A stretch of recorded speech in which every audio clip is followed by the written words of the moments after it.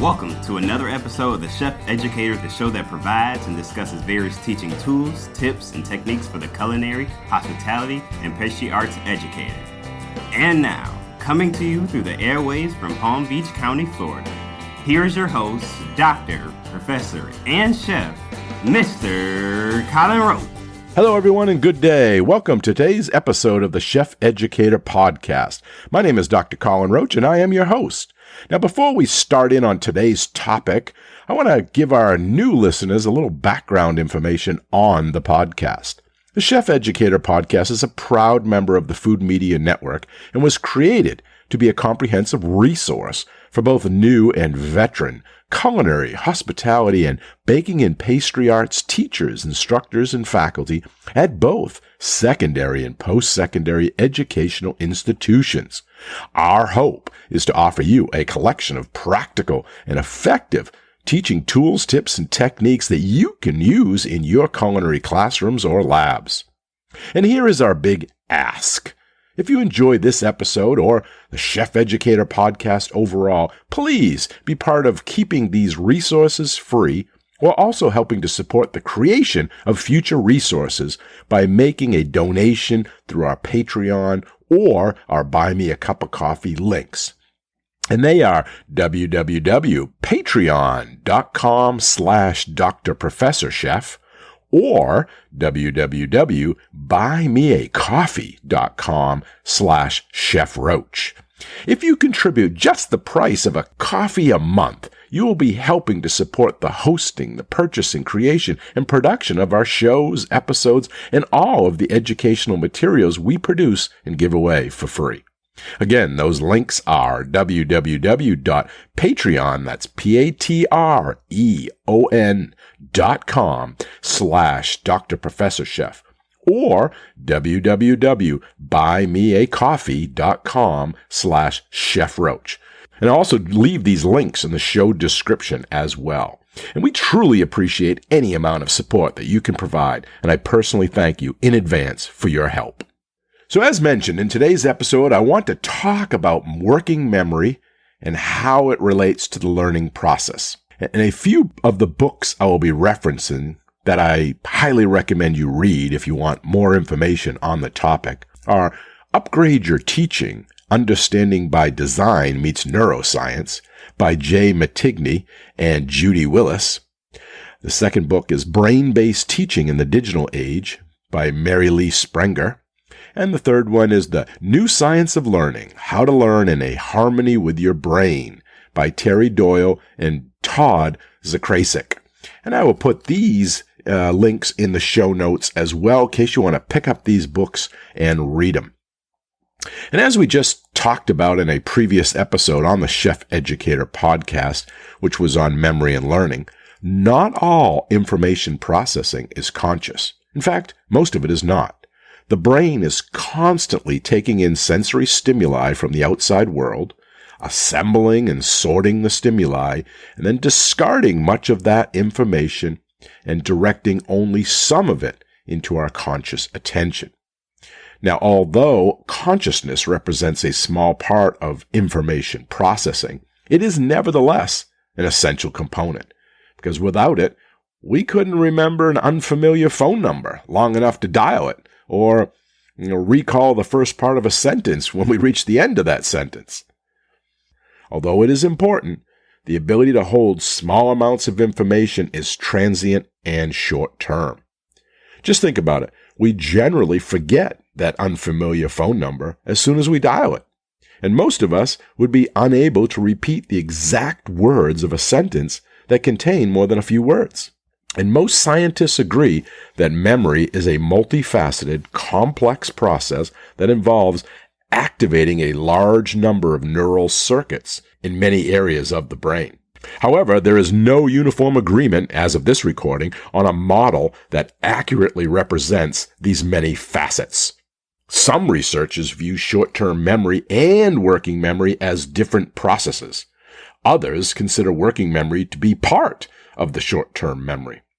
And then there are some cognitive scientists who do not believe that working memory and long-term memory are totally separate, but that working memory is really just a portion of long-term memory that is temporarily activated. This is similar to Hebb's view, which we discussed in a previous episode, and that is that memory represents continued activity or reverberations of the neural cells involved in perception. What we do know is that today most scientists seem to prefer the term working memory as opposed to short-term memory, because the former better characterizes the many complex activities that it represents. And when you think about it, both sensory and working memory are of short duration, so in a sense, they could both be considered short-term. So now let's talk about what working memory is and is not. Working memory allows us to integrate current perceptual information with stored knowledge and to consciously manipulate the information well enough to ensure its storage in long-term memory. In other words, to think about it, to talk about it, and to rehearse it. We should not think of working memory solely as a conduit to a long-term memory, though, because much of the incoming sensory information our brains receive is only needed temporarily, and it is then discarded. We might think of working memory as like a scratch pad that doesn't hold much information and is much more easily lost than a notebook or a larger volume. And although the abilities of working memory are limited, it appears to serve other purposes as well. Cognitive psychologist B.F. Pennington refers to working memory as a computational arena in which information relevant to a current task is both maintained in consciousness and subject to further processing. So an example of the computational function of working memory would be what happens when you do mental arithmetic, such as 24 times 8 equals 192. Working memory is also involved in higher cognitive executive functions, such as planning, organizing, and rehearsing. Think of working memory as the CEO of a company responsible for keeping track of who does what and for making sure everything gets done.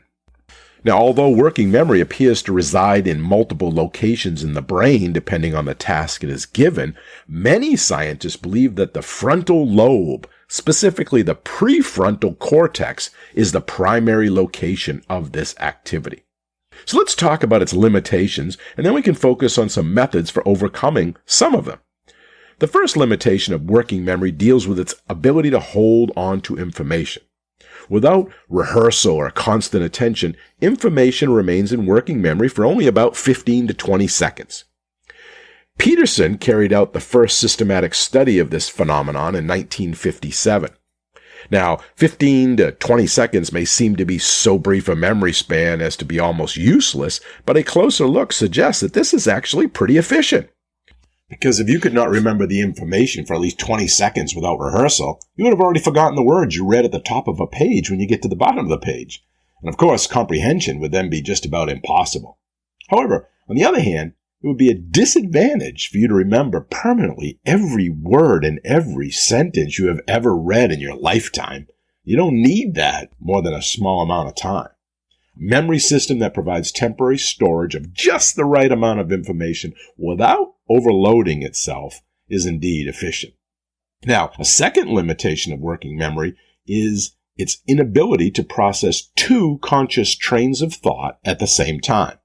For example, in the noisy, confusing environment of a party where many conversations are taking place, you are able to focus only on a single conversation. The brain accomplishes this using selective auditory attention, often referred to as the cocktail party effect. This allows you to filter out other, often louder conversations and pay attention to the one that is most relevant. However, if you wanted to listen to two conversations simultaneously, you would have difficulty. The same thing happens when we want our students to pay attention to what we are saying and what they are reading at the same time. As nice as it would be to focus on both tasks at the same time, it is very difficult, if not impossible, in most circumstances. And this is especially true if they involve the same sensory modality. For example, when you're talking on the phone and someone in the room wants to give you a message, It is far easier to process that message if it is written rather than spoken. On the same note, consider the typical class lecture where students are required to take notes. Trying to take coherent notes is a difficult task because if the students begin to think about what the teacher just said, they may miss the next input. To compensate for this, students often don't process what is being said, but just write words on the paper with little conceptual understanding of what they just wrote. Of course, if students don't comprehend what is being said, then they don't see the relevance of it. And then they don't see the relevance, they could begin to daydream and check out, and then none of the lecture is going to be processed. And I believe every teacher has had the experience of saying something one day and finding that his or her students act as if they've never heard it the very next day. And now we can begin to understand why this might happen. And I want to be clear that doing two things at the same time is different from conscientiously processing two inputs at the same time. Of course, it is certainly possible to do two things at the same time if one of them is automatic. Now, recall from past episodes of this podcast when we spoke about neurons and muscle memory. Neurons, with the assistance from the cerebellum, may become so used to being activated in a particular sequence that they fire automatically with little or no conscious processing. For example, when your writing becomes automatic, it is no longer necessary to conscientiously determine when to dot an I or cross a T, which allows us the ability to pay attention to the content of our writing. And the same is true for reading, where most of the time we are able to comprehend what we just read because the decoding process is automatic. However, think about a first grade student who still frantically sounds out most of their words in a sentence. And for them, decoding during reading is not automatic, and they typically have a very difficult time comprehending what they just read. They are much more focused on the mechanics than they are on the content. Now, a third limitation of working memory is not being able to work with too much information at one time. In the 1950s, cognitive scientist George Miller conducted studies to determine how much information individuals can process consciously. Miller presented subjects with various number of items, and regardless of the type, words, objects, or numerals, the number of items that subjects retained typically proved to be around 7. Miller described this phenomenon in a paper about the magical number 7. His research, of course, validated something we have all known intuitively. Think about it. How many digits are there in a phone number? How many notes in a scale? How many days are in a week? Well, Miller referred to this characteristic of human memory as the span of immediate memory. And further studies have also shown that the number of items that can be held in working memory varies with age. If a test requires a subject to recall, say, strings of digits, the typical 5-year-old child can recall only 2 digits, plus or minus 2. At 7 years of age, children can recall an average of 3 digits, plus or minus 2.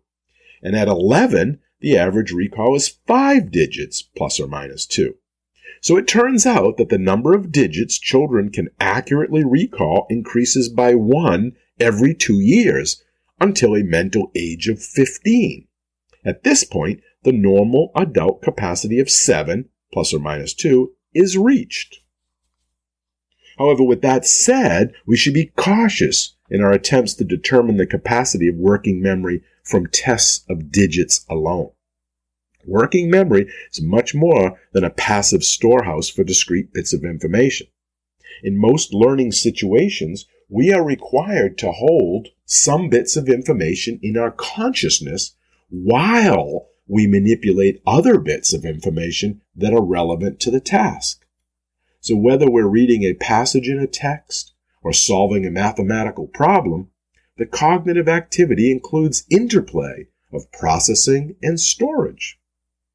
It turns out that tests of working memory that measure our ability to retain some information while simultaneously carrying out ongoing processing activities appear to be more accurate measures of the capacity of working memory in real-life tasks. When these more complex measures are used, we find that age does not predict capacity as reliably as do the difficulty and duration of the task. But working memory is indeed limited. But before we become too discouraged with its space limitations, we need to realize that these limitations can be circumvented somewhat. Understanding and using the methods for overcoming the shortcomings of working memory can greatly increase our students' learning. And the first method of overcoming the limits of working memory that I want to talk about is to chunk information. In discussing the number of items that can be held in immediate memory, Miller noted that the information did not have to be a single, discrete bit of information, but could be chunks of information. And a chunk is defined as any meaningful unit of information. Therefore, grouping information together into like classes or categories is another method of chunking. When you think about it, the difference between novices and experts in any field appears to be that experts tend to organize information into very large chunks, while novices work with isolated bits of information. Although we cannot increase the number of chunks that we can store, we can increase the amount of information that can be stored in each chunk by reorganizing or recoding. So it's still 7, but it's 7 chunks. And being able to see how information fits together in chunks is therefore a hallmark of learning. It is a way of working with increasing larger amounts of information. One of the inherent problems associated with teaching occurs when we, as teachers, attempt to teach something to another person who cannot yet see the connections that we can. And we may be tempted to give our students the benefit of our experience and tell them what the connections are or how the information fits together. However, this seldom works because the students need to make the connections themselves. Mark Twain is credited with saying, "If teaching were the same as telling, we'd all be so smart we could hardly stand it." And he was right, unfortunately. We all know that teaching isn't the same as telling. Teaching is the process of guiding and facilitating the formation of neural connections in students' brains. Think about chess players. They don't become experts by simply listening to someone else tell them how to play. They have to do the work themselves. They have to play thousands of games. They have to become familiar with the patterns and recognize the information to be able to see the chunks. And our students are no different. We provide the experience and the guidance, but they must ultimately do the work. Do the work, do the learning. And what does the work look like? Well, just as working memory's capacities can be increased by chunking, the amount of information stored in long-term memory can be increased by repeated exposure to that information. The process is called rehearsal or practice period. I always say repetition is the key to learning. And there are many ways to rehearse information or a skill. One is rote rehearsal. And that's one method that consists of repeating the information or action over and over. It is what we generally use when we need to remember a phone number. From the time we look it up until we dial the phone. We keep repeating that phone number in our head so we don't forget it. It's also what we use to probably learn how to ride a bicycle or type on a keyboard. That practice. Rote rehearsal, however, is much more effective for learning a procedure or a skill or a habit than it is for remembering a phone number. If someone says something to you as you are repeating the phone number, it is quickly lost. You're like, you made me forget it. It is easy to see, though, why rote rehearsal is essential for forming the strong neural connections necessary to get a skill or a habit to the automatic level. Driving a car is an example, as well as reading a book, right? Decoding that text. These all require paying, this conscious attention to it, and requires that you practice or rehearse these skills repeatedly. Think about swimming and playing the piano. You don't learn to swim or play the piano by reading a book about it.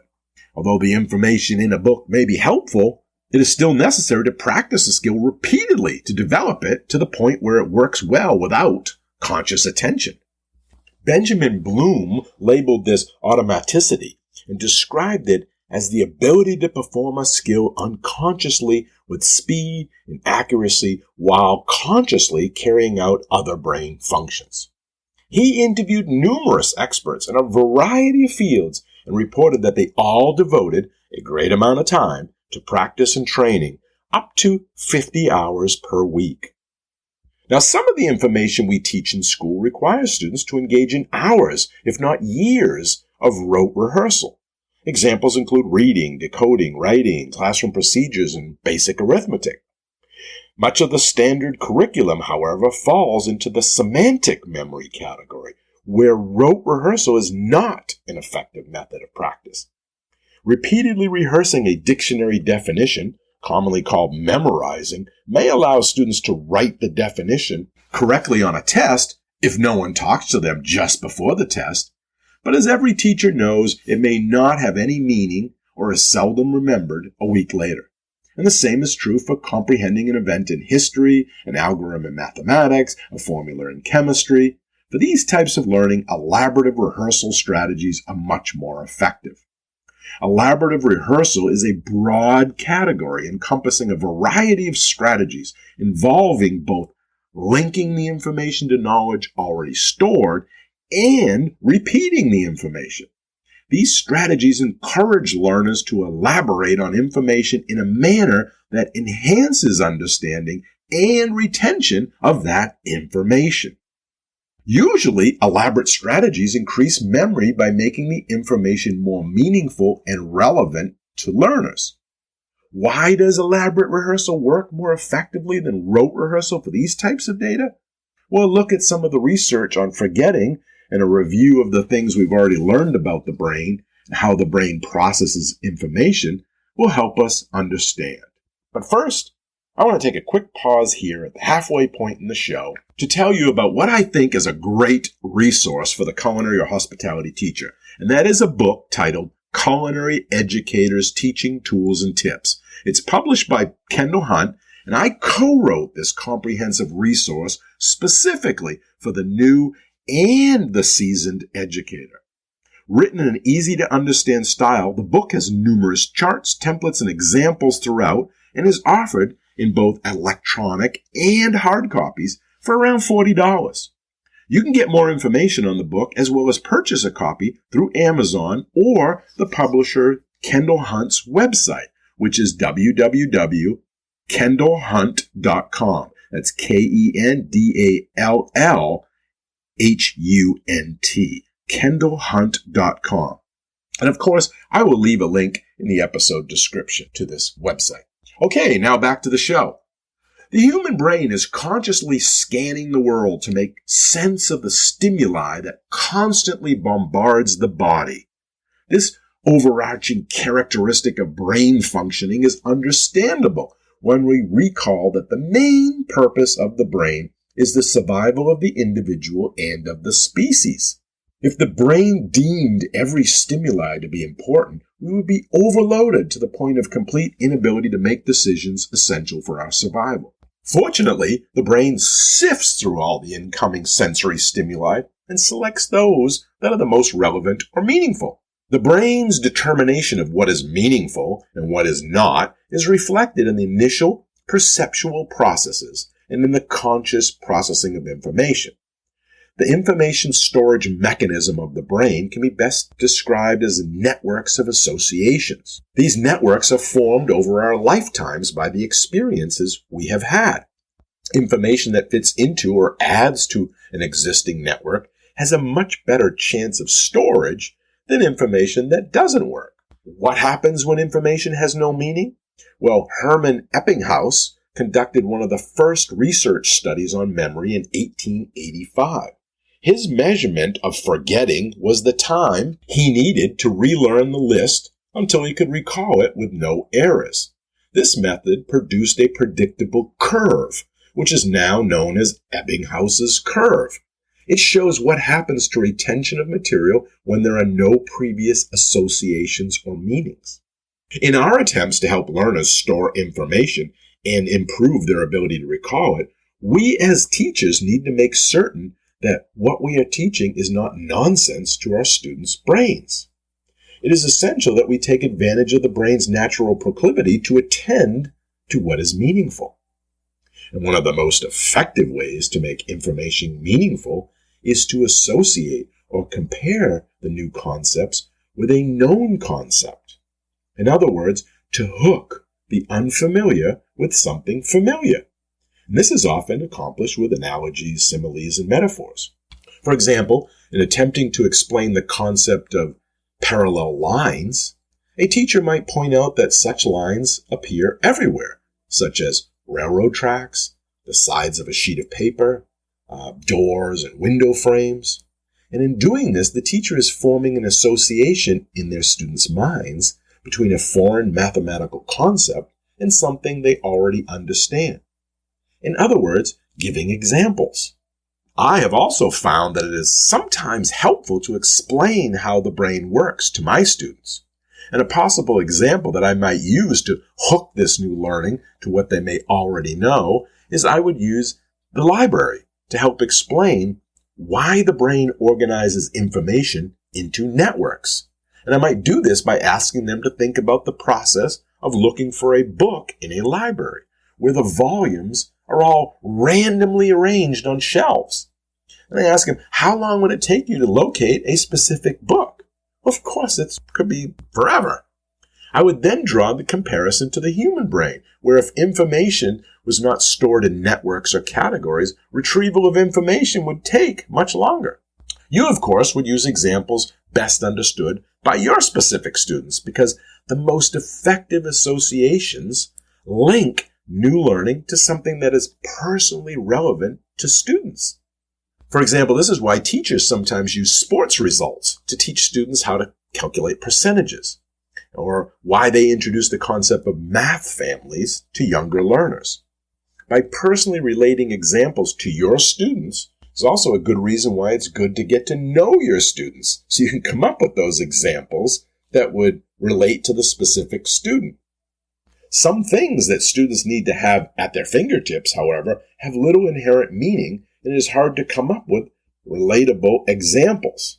When meaning or relevance is difficult to establish, you can't come up with examples, such as remembering the letters of the alphabet or the stages of cell division. What helps in this case is using a mnemonic device. And this is an effective, elaborate technique. Acronyms are also a good way to associate a list of items in order with a known word or sentence, thereby making them much easier to remember. And those are also great tips to help information stay around a little bit longer in working memory. Now, in a previous episode, we talked about how emotions strongly influence whether or not the brain initially pays attention to information. The short pathway between the thalamus and the amygdala ensures that we react quickly to emotional relevant information. When we face emotionally or in potentially dangerous situations, the information is formed with extra vividness, which results in enhanced memories. Our own experiences and a lot of research validate this. Think about it. We remember events that elicit emotional reactions for a longer time than those that don't. So to understand this and why this happens, we need to take a look at the neurochemical nature of the stress response. The chemical chain of events involved in the stress response begins with the perception of an emotionally relevant event. The psychological sentinel of the brain, the amygdala, sends a message via the hypothalamus that engages the entire body and readies it to meet the demand of the situation. Many hormones are involved in carrying out these bodily responses, commonly called the stress response.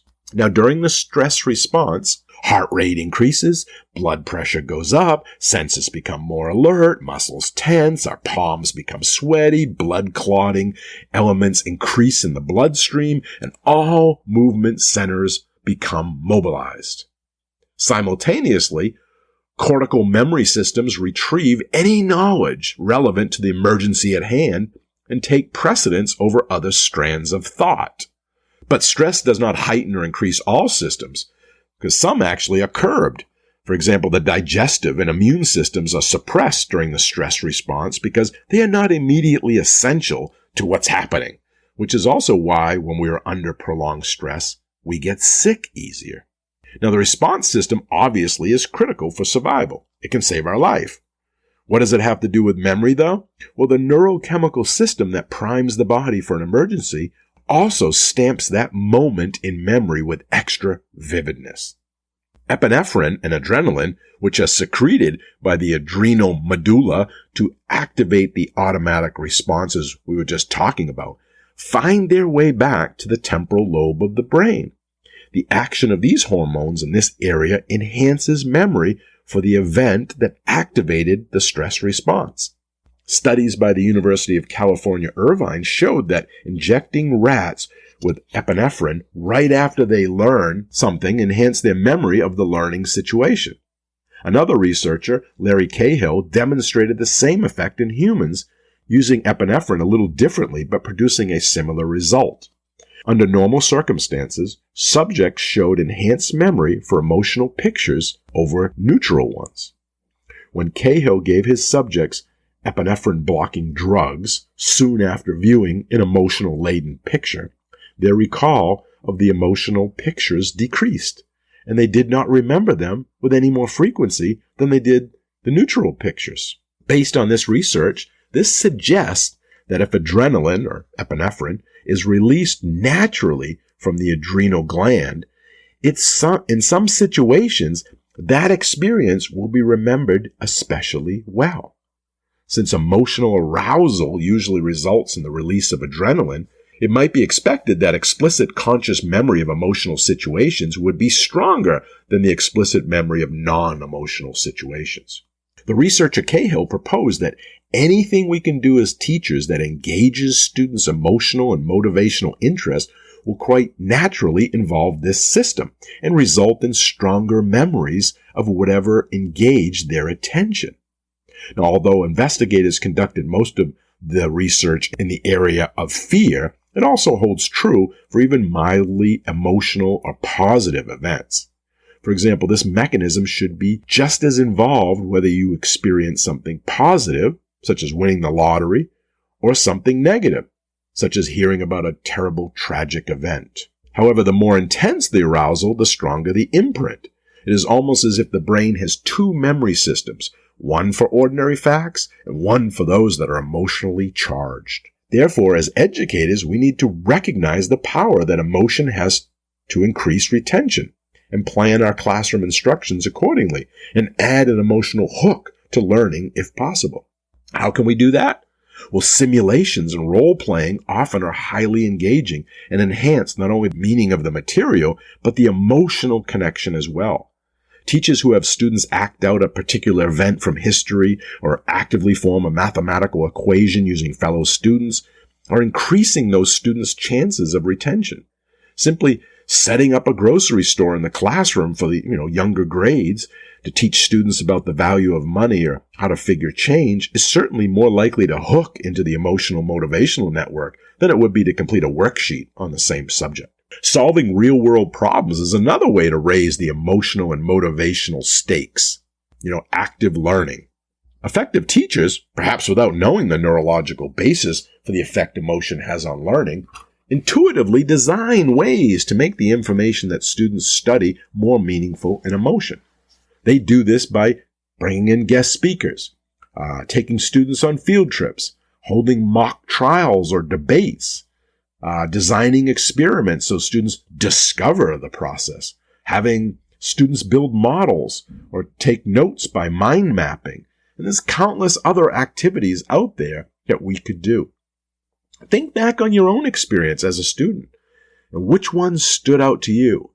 Think back which activities you still remember to this day. Chances are you'll be able to remember the emotional component of those experiences that caused you to remember them over all the others. Now let's talk about the flip side of emotion. If you have no stress in your life, you probably won't get out of bed in the morning. But if you have too much stress in your life, then chances are you won't get out of bed in the morning. As with many things, more is not necessarily better. We need that balance, especially when it comes to the stress response. The ability to experience and talk about our emotions is a singularly wonderful human quality, but it has its downside. The stress response was designed for life in caves, but the situation has obviously changed. We don't live in caves anymore. The contemporary human brain, though, does not distinguish between physical and psychological danger. And in either case, it sets the same psychological chain of events in motion. If you come face to face with a grizzly bear while out for a walk in the woods, then an increase in blood pressure, a release of the blood-clotting elements into the bloodstream, and a suppression of the immune system makes for a fine reaction. We want that to happen, right? Life or death. However, this may not be particularly helpful when someone pulls into our parking space that we thought was ours at the mall. The stress response, with its release of cortisol and epinephrine, was designed to last a relatively short time, until you either outran the grizzly bear or became its dinner. In contemporary life, however, we often extend the response even more by then talking about the stressful event, reliving it, or worrying that it will happen again. We have a tendency to keep ourselves in a chronic, prolonged state of fight or flight, with potentially negative consequences. High concentrations of cortisol over a long period can provoke hippocampal deterioration and cognitive decline. With prolonged stress, the immune system is compromised, increasing the risk of illness, acceleration of disease, and retardation of growth. And it is obvious that students can and do suffer the same stress-related disorders as adults. For example, in the classroom, a student can perceive even a mild stressor to be threatening, which initiates the stress response, lessening his or her ability to perform. As a teacher, you probably have no difficulty thinking of circumstances during which that could happen to a student, such as when they're being bullied or laughed at, when they're taking part in a timed test, or they're being called on when they're not prepared, to name just a few. Under these conditions, emotion is dominant over cognition, and the rational thinking cortex is less efficient. Have you ever received an insult and not been able to think of a response or retort until the next day? Why does the stress response impede rational thinking and learning? Well, the answer can be found at the cellular level. And here it is. In order for a connection to be made at the synapses, proteins need to be synthesized in the cell. Stress releases cortisol, which makes energy available for emergency situations, and it also results in a shutdown of protein synthesis. In addition, the hippocampus appears to be especially vulnerable to the destructive effects of cortisol, which may result in deficits to learning new information. So, in conclusion, emotion is a double-edged sword with the ability to either enhance or impede learning. And understanding the biological underpinnings of emotion helps us as educators see why we need to provide emotionally healthy and exciting school environments to promote the optimal learning in our students. Well, that is all the time we have for this episode of the Chef Educator Podcast, and I hope you enjoyed it. And your feedback and comments are always welcome because they help us in making the best show possible. So please let us know what you think about this episode or the show in general. You can email us your thoughts, your suggestions, your comments, and testimonials, good or bad, to foodmedianetwork@gmail.com. Or you can even leave us a voicemail on our audience response hotline. That's area code 207-835-1275. Again, that's area code 207-835-1275. Leave us a message. Maybe we'll even read it on a future episode, or give us ideas of some shows that you want to see. And don't forget to buy us a cup of coffee or two at www.buymeacoffee.com/chefroach, or through Patreon at www.patreon.com/drprofessorchef. We truly appreciate any help you can provide. Well, until we meet again, keep learning, keep teaching, and keep cooking. Thanks for listening. Bye-bye. The Chef Educator Podcast is a proud member of the Food Media Network.